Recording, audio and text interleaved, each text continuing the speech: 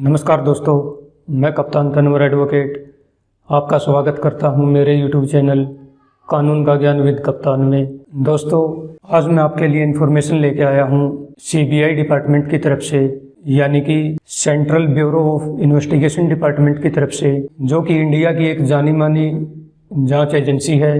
दोस्तों, सीबीआई ने एडवर्टाइजमेंट निकाली है स्पेशल पब्लिक प्रोसिक्यूटर इंगेज करने के लिए। सीबीआई वकीलों को इंगेज करना चाहती है जो कि सीबीआई की तरफ से पेंडिंग केसेस को हैंडल करेंगे, उन्हें डील करेंगे। दोस्तों, सीबीआई ने फी स्ट्रक्चर बड़ा ही अट्रैक्टिव दिया है। अगर आप सीबीआई में बतौर स्पेशल पब्लिक प्रोसिक्यूटर अपॉइंट हो जाते हैं, सीबीआई आपको इंगेज कर लेती है, तो सीबीआई आपको पर केसेस पर डेट ऑफ हियरिंग पर 10,000 रुपये तक पे करेगी। यानी कि इसका मतलब सीधा सीधा ये है कि अगर आप महीने में सीबीआई की तरफ से 10 केसेस में भी अपीयर हो जाते हैं तो आपकी सीधी सीधी फीस 1 लाख रुपए बन जाएगी, जो कि काफ़ी अट्रैक्टिव है। तो दोस्तों, बिना टाइम वेस्ट किए चलते हैं लैपटॉप स्क्रीन पर और देखते हैं डिटेल में सीबीआई की नोटिफिकेशन को। दोस्तों, सीबीआई ने री एडवर्टाइजमेंट किया है स्पेशल पब्लिक प्रोसिक्यूटर इंगेज करने के लिए। यानी अगर आप पिछली बार अप्लाई नहीं कर पाए थे तो आपके पास अब की बार मौका है कि आप फिर से अप्लाई कर सकते हैं। तो सीबीआई ने यह एडवर्टाइजमेंट निकाली है स्पेशल पब्लिक प्रोसिक्यूटर की, जो कि सीबीआई केसेस को डील करेगा ट्रायल कोर्ट चंदौली में और जुवेनाइल जस्टिस बोर्ड वाराणसी के लिए। बात करते हैं एलिजिबिलिटी क्राइटेरिया की कि सीबीआई में स्पेशल प्रोसिक्यूटर अपॉइंट होने के लिए क्या एलिजिबिलिटी क्राइटेरिया मांगा गया है। दोस्तों, आपकी क्वालिफिकेशन एलएलबी, और उसके बाद अगली रिक्वायरमेंट है आपके एनरोलमेंट की एज एडवोकेट। आपका या तो अपनी स्टेट बार काउंसिल में या बार काउंसिल ऑफ इंडिया में इनरोलमेंट होना चाहिए।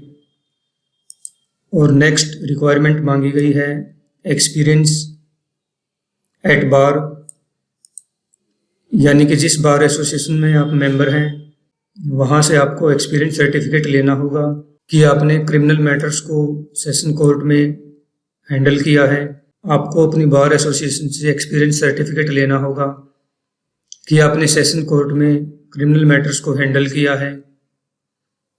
इसके बाद नेक्स्ट रिक्वायरमेंट है unconditional willingness consent to work on the general terms and condition approved by government of India. यानी कि आपको एक डिक्लेरेशन देनी होगी कि आप इंडियन गवर्नमेंट द्वारा अप्रूव्ड जो भी जनरल टर्म एंड कंडीशन है उन्हें फॉलो करने के लिए तैयार हो और उन टर्म्स एंड कंडीशन के हिसाब से आप काम करने के लिए तैयार हो। दोस्तों, नेक्स्ट रिक्वायरमेंट आती है जो कि सबसे इम्पोर्टेंट रिक्वायरमेंट है। आपके पास कम से कम 10 साल का एक्सपीरियंस होना चाहिए एज एन एडवोकेट, जिसमें कि आपने क्रिमिनल मैटर्स को हैंडल किया हो। पर मेन रिक्वायरमेंट क्रिमिनल मैटर्स को हैंडल करने की है, यानी कि आपका एक्सपीरियंस स्पेशली क्रिमिनल मैटर्स को हैंडल में करने का होना चाहिए, जो कि मिनिमम 10 साल का होना चाहिए। अब बात करते हैं कि सीबीआई आपको कितने टाइम के लिए इंगेज कर रही है। तो दोस्तों, इंगेजमेंट पीरियड यहाँ पर दिया गया है 3 साल, या फिर सीजीएम चंदौली और जुवेनाइल जस्टिस बोर्ड में सीबीआई के जितने केसेस पेंडिंग है उनका डिसीजन होने तक, विच एवर इज अर्लियर, यानी कि जो भी पहले होगा। अगर सीबीआई के सभी केसेस का डिसीजन 3 साल से पहले हो जाता है तो आपकी इंगेजमेंट वहीं पर ख़त्म हो जाएगी। अगर केसेस पेंडिंग रहते हैं तो 3 साल के बाद आपकी इंगेजमेंट कंप्लीट होगी। हम बात कर लेते हैं नेचर ऑफ जॉब की कि आपके जॉब का रोल क्या होगा। तो दोस्तों, आपके जॉब का एक ही रोल है कि सीबीआई की तरफ से जो भी केसेस पेंडिंग है चंदौली कोर्ट में और जुवेनाइल जस्टिस बोर्ड में, उन सभी केसेस को आपको कंडक्ट करना है। अब बात करते हैं डॉक्यूमेंट्स रिक्वायरमेंट की कि आपको अपने एप्लीकेशन फॉर्म के साथ क्या क्या डॉक्यूमेंट्स लगाने हैं। तो दोस्तों, आपको अपने एजुकेशनल क्वालिफिकेशन के सभी डॉक्यूमेंट्स की कॉपीज लगानी है। आपको अपने एनरोलमेंट सर्टिफिकेट की कॉपी लगानी है। आपको अपनी बार एसोसिएशन से एक्सपीरियंस सर्टिफिकेट की कॉपी लगानी है। जो कि क्रिमिनल मैटर्स को हैंडल करने के बारे में होगा। नेक्स्ट आपको डिक्लेरेशन देनी है। नेक्स्ट आपको अनकंडीशनल कंसेंट देनी है कि आप इंडियन गवर्नमेंट की टर्म्स एंड कंडीशन के हिसाब से सीबीआई के साथ काम करने के लिए तैयार हो। दोस्तों, नेक्स्ट डॉक्यूमेंट्स देना है आपको अपने इम्पोर्टेंट केसेस के बारे में। जो भी केसेस आपने बतौर एडवोकेट हैंडल किए हैं उनका क्या डिसीजन रहा, कितने केसेस आपके फेवर में हुए।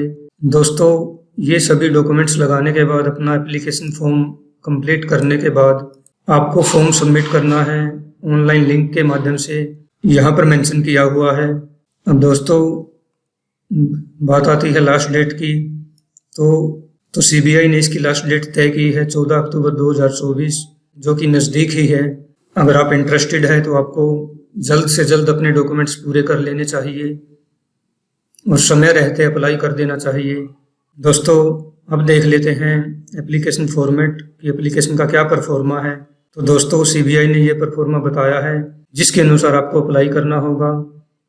सबसे पहले आपको अपना नाम मेंशन करना है, उसके बाद आपको अपनी डेट ऑफ बर्थ, फिर फादर्स नेम, उसके बाद मदर्स नेम, अपना टेम्परेरी एड्रेस, अपना परमानेंट एड्रेस और फिर अपने एजुकेशनल क्वालिफिकेशन की डिटेल्स मेंशन करनी है। इसके बाद आपको बताना है आपके इनरोलमेंट की डेट और अपनी स्टेट बार काउंसिल का नाम जिसके साथ आप इनरोल हैं। इसके बाद आपको बताना है अपना एक्सपीरियंस सर्टिफिकेट सीबीआई का, यानी कि पहले आप सीबीआई की तरफ से वकील रहे हैं तो आपने लोअर कोर्ट में कितने केसेस हैंडल किए हैं, हाई कोर्ट में सीबीआई की तरफ से कितने केसेस हैंडल किए हैं और सुप्रीम कोर्ट में आपने कितने केसेस हैंडल किए हैं। तो इस तरह से इस एक्सपीरियंस में आपको अपने सीबीआई की तरफ से हैंडल किए हुए सभी केसेस का हवाला देना है। दोस्तों, नेक्स्ट आपको मेंशन करना है, अगर आप कभी भी सीबीआई के वकील नहीं रहे, आपको अपने इम्पोर्टेंट केसेस का हवाला देना है, जो कि आपको लोअर कोर्ट के केसेस के बारे में बताना है, हाई कोर्ट के केसेस के बारे में बताना है और सुप्रीम कोर्ट के केसेस के बारे में बताना है। तो नेक्स्ट कॉलम में आपको बताना है कि आपके कितने केसेस सक्सेस हुए, यानी कि कितने केसेस आपके फेवर में हुए। नेक्स्ट बात आती है वर्कलोड की, यानी कि आपके पास एट प्रेजेंट कितना वर्कलोड है, आपके पास लोअर कोर्ट के कितने केसेस पेंडिंग हैं, हाई कोर्ट के कितने पेंडिंग हैं और सुप्रीम कोर्ट के कितने पेंडिंग हैं। दोस्तों, नेक्स्ट आपको बताना है कि आपने किसी डिपार्टमेंट के पैनल वकील के तौर पर कार्य किया है तो उसके एक्सपीरियंस के बारे में बताना है। दोस्तों, अब बात कर लेते हैं फी स्ट्रक्चर की, यानी कि सीबीआई आपको पर केसेस कितनी फ़ी पे करेगी। तो दोस्तों, सीबीआई की रिवाइज फ़ी के हिसाब से यहाँ पर साफ साफ मेंशन किया गया है कि सीबीआई आपको पर केस पर डे 10,000 रुपये पे करेगी, लेकिन ये फीस आपको इफेक्टिव डेट ऑफ हियरिंग पर केस पर डे 10,000 रुपये पे करेगी।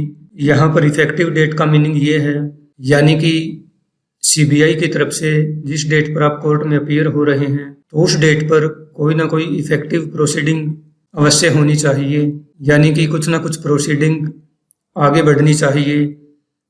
मान लीजिए कोई विटनेस आया है तो विटनेस एग्जामिन होना चाहिए, या कोई एप्लीकेशन लगी है तो उस एप्लीकेशन पर आर्ग्यू होना चाहिए, या एप्लीकेशन का रिप्लाई सबमिट होना चाहिए। तो सीबीआई आपको नॉन इफेक्टिव हियरिंग के लिए 1/3 पे करेगी, यानी कि 10,000 का 1/3, जो कि लगभग 3,300 रुपये बनता है।